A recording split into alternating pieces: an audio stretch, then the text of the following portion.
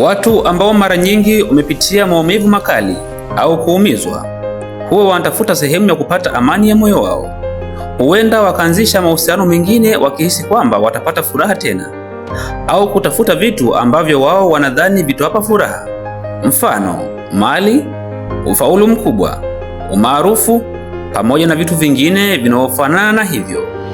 Lakini cha ajabu ni kwamba hata wakivipata vitu hivyo hujikuta bado hawana furaha. Karibu mpenzi mtazamaji wa Alphonsi Motivation TV.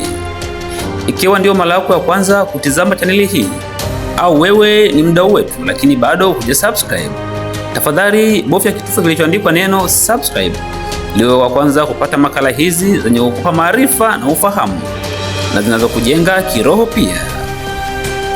Leo nitakueleza jinsi ya kutafuta furaha ya kweli ndani ya moyo wako badala ya kutegemea watu au vitu. Karibu tujifunze pamoja. Katika kuitafuta furaha ya kweli kutoka ndani ya moyo, watu wengi wamejikuta kutokuridhika. Na hii ni kwa sababu hauwezi kujaza pengo la ndani kwa vitu vya nje. Maumivu ya ndani huwa hayaondoki kwa kubadilisha mazingira ya nje tu. Unaweza kubadilisha marafiki, kazi, au hata mahali unapoishi. Lakini kama moyo wako hauridhiki hata kwa vile vichache ulivyo navyo, basi hata kama ukija kupata vingi hautoridhika vile vile. Unaweza kuwa na marafiki wengi lakini ukajihisi mpweke. Unaweza kuwa na pesa lakini ukakosa amani. Unaweza kuwa maarufu lakini ukajihisi hauna thamani kabisa. Je, hii ni kwa nini? Hii ni kwa sababu furaha si kitu unachopata kutoka kwa watu ulionao au vitu unavyomiliki, bali ni hali ya ndani unaojijengea wewe mwenyewe, ambapo hali hiyo inaweza kukupa furaha hata pale ambapo marafiki zako au rafiki uliye naye ambaye ni chanzo cha furaha yako anapokuwa yuko mbali au amekusaliti. Lakini pia au hata pale ambapo mali zilizokuwa zinakupa furaha zinapotoweka. Rafiki yangu, najua unajiuliza swali hili. Je, hali hiyo ya ndani inayotajwa hapa ni ipi? Hapo jibu ni rahisi kabisa.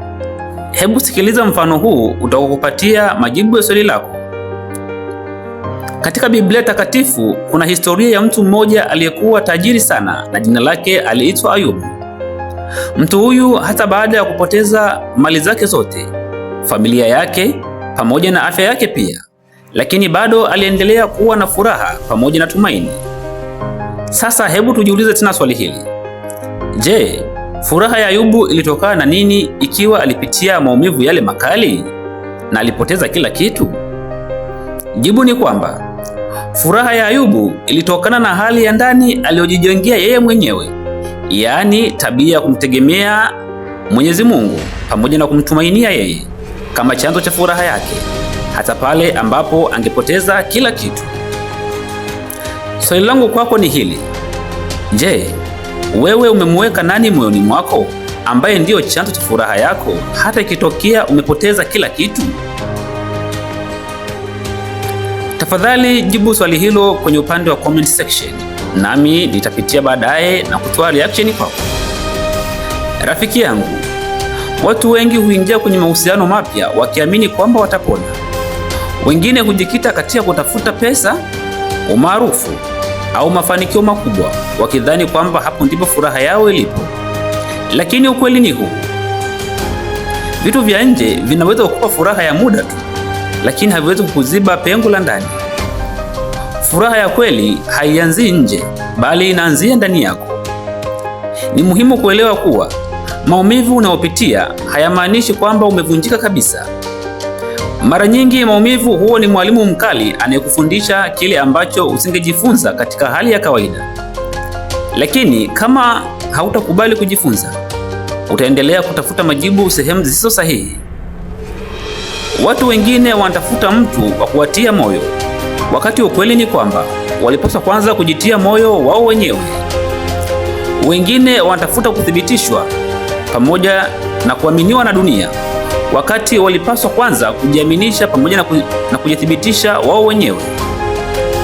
Rafiki yangu, usijenge maisha yako juu ya kitu ambacho kinaweza kupotea. Mtu anaweza kukuacha, pesa zinaweza kuisha, umaarufu unaweza kupungua, lakini ukijijenga wewe mwenyewe, fikra zako, thamani yako pamoja na imani yako, basi utakuwa na kitu ambacho hakitikisiki kirahisi. Kuna hekima kubwa sana katika kujifunza na kukaa na nafsi yako bila kukimbia. Ukubali maumivu yako, uyachunguze na kuyabadilisha kuwa nguvu, na hapo ndipo mabadiliko ya kweli huanza. Sasa hebu jiulize maswali haya matatu kwa uaminifu. Swali la kwanza: je, ninachotafuta nje ninacho tayari ndani yangu?